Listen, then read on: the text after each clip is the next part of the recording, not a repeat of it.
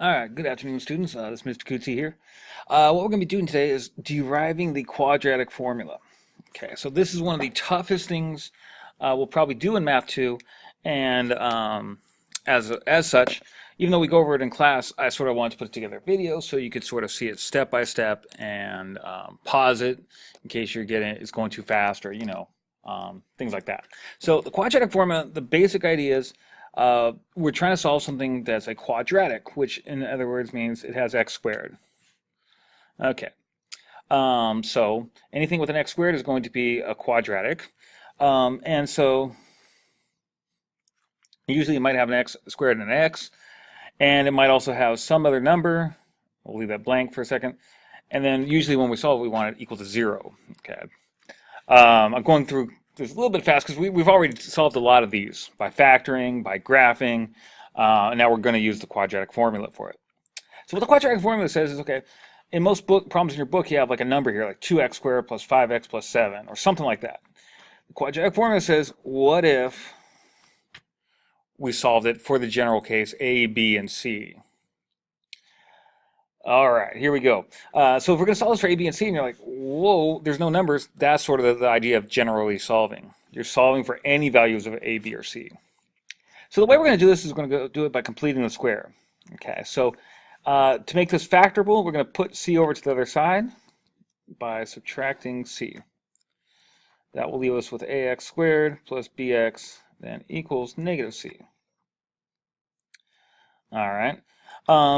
Before we complete the square, we'd like to have A all alone, okay? X squared all alone, so we want to get rid of the A. So if we divide everything by A, then we'll get just x squared. We'll have to write that B over A times x, and this will be negative C over A. All right, so now we're pretty much ready for the completing the square.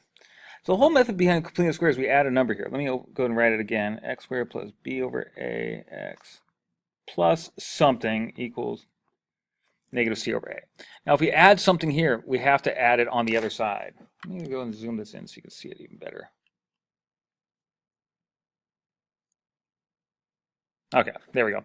All right, so we've done all that stuff. Here we are. So we're going to add some stuff here. Okay, usually if this was like 8, we'd go like this. We'd say, okay, what factors? And we'd split this into 2 parts. So if this was 8, we'd use 4 and 4. If this was 16, we use 8 and 8. If this was 20, we use 10 and 10. We cut it in half, essentially.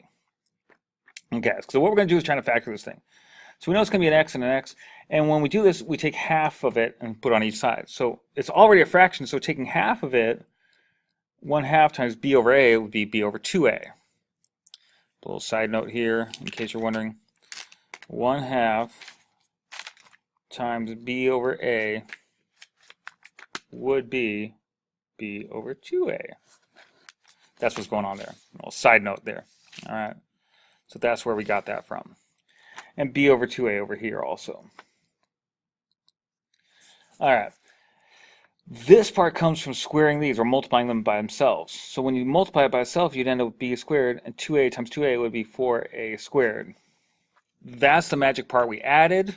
That was not part of our equation before, so we need to add it over here as well. All right.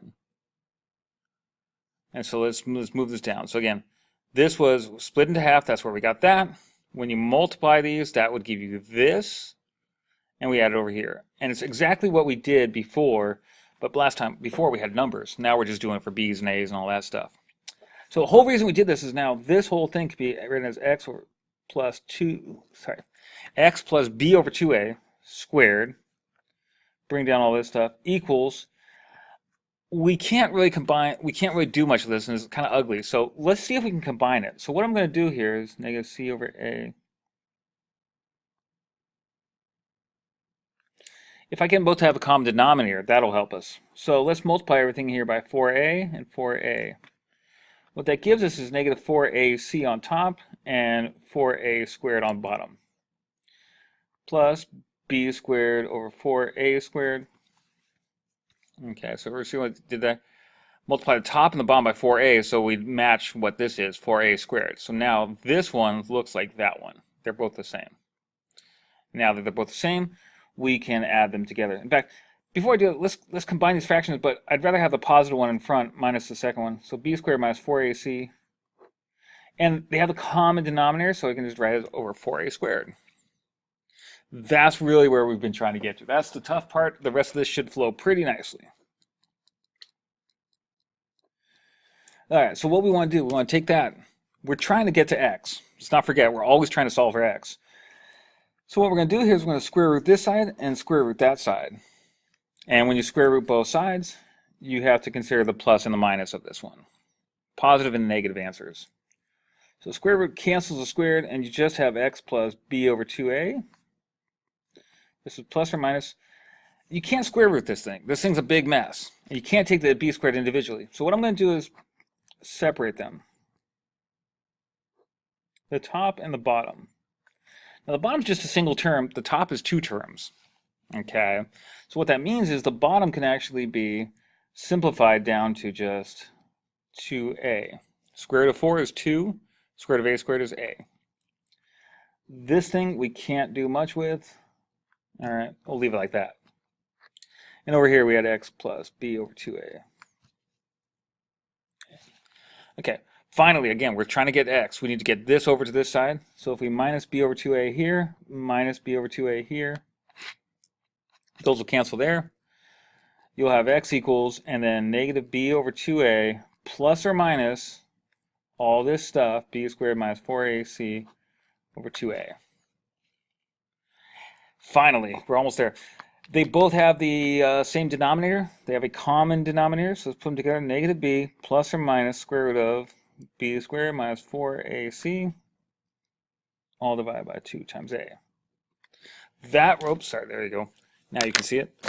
That is your quadratic formula. All we did in the last step here is just put these two fractions together, and that's it. This is your quadratic formula, and now you know how to prove it. You've seen the steps, and you can sort of use that kind of knowledge to help you in calculus and stuff like that. I hope this made sense. We will start practicing using this thing in class tomorrow, probably. So we went through all the steps here. Let's zoom it out. And there it is. So it does take quite a bit of room. You'll notice when you see it in the book, they combine some of these steps. So that's why I wanted to make the video, just so you don't lose any of the, wait, how did you get there? That kind of stuff. All right, thanks for watching. I hope this helps.